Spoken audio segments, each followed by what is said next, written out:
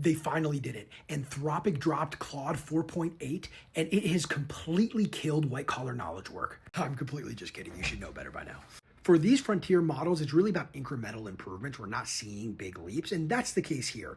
And compared to other models, it does some things better and some things not as good. Between Opus 4.7 and Opus 4.8, here's where Opus 4.8 is better. I got all of this by reading from the impressions from people who got early access, and here are the main bullet points of what I noticed. The first one here is it's doing better in agentic coding than 4.7 is. The second one is honesty and self-reflection. So it seems like it's a lot less likely to miss flaws that it makes, which is nice. It'll correct itself better.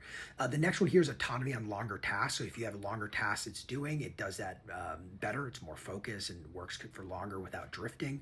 Efficiency, it looks like the output tokens have been reduced quite a bit, which is huge. And then finally, there's some new features like dynamic sub-agent workflows that people have been talking about doing really well for them. Now, where it does worse than ChatGPT 5.5 is an interesting one, and I'm seeing some mixed things here. One of the things I did notice is the terminal command line agentic work.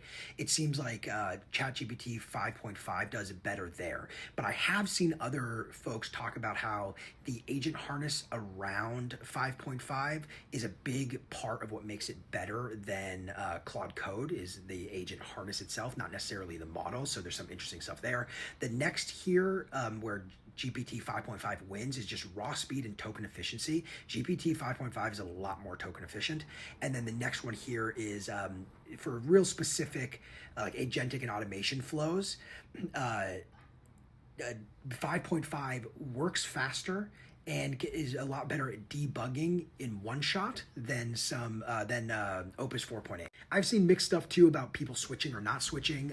It seems like, just from my own reading, that most people are staying with 5.5 who made that switch.